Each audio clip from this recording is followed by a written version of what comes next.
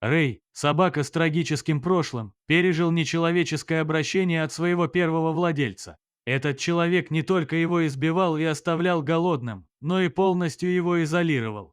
В итоге Рэй стал ужасно опасаться людей, ожидая от них только беды. В конечном итоге его брошенный хозяин отдал его в приют, не сумев даже объяснить, что с псом не так.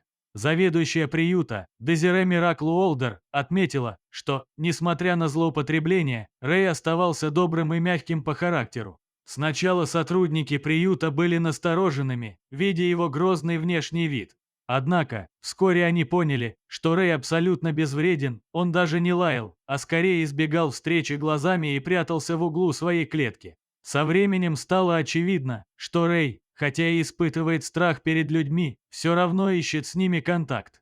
Каждый раз, когда кто-то заходил в его клетку, Рэй стремился быть как можно ближе, жаждя хотя бы кратковременного физического контакта. Он радовался каждому поглаживанию и особенно любил, когда ему пожимали лапу. Это стало его своеобразным визитной карточкой. Эта особенность, однако, принесла ему несчастье. Рэй прожил в приюте почти 1,5 года, и в течение этого времени сотни людей прошли мимо его клетки. Многие из них, увидев его протянутую лапу, просто отводили глаза, считая его потенциально опасным, хотя Рэй ни разу не проявил агрессии.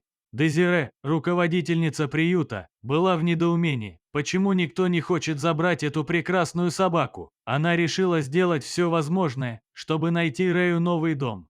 Для этого она даже сняла видео, на котором Рэй протягивает лапу, в надежде, что это хоть как-то ускорит его адаптацию в новой семье. Через некоторое время в приют пришел молодой мужчина по имени Майк, исследуя возможность добавить пушистого члена в свою семью. Рэй, который уже привык к разочарованиям и не надеялся на лучшее, автоматически протянул лапу в приветствии, даже не осмелившись поднять голову. Он ожидал, что, как и многие до этого, Майк пройдет мимо. На этот раз, однако, история взяла другой поворот.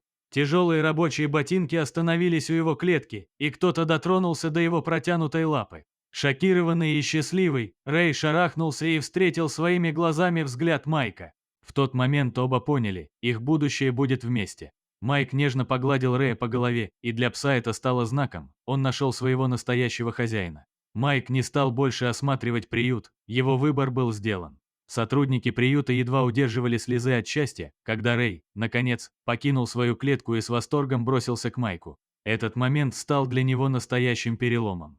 Теперь Рэй живет на просторной ферме в северной части Нью-Йорка, окруженный новой семьей и 2 другими собаками, которые с радостью его приняли. Рэй полностью преодолел свой страх перед людьми и невероятно привязан к своим новым хозяевам, от которых он не хочет отходить даже на шаг.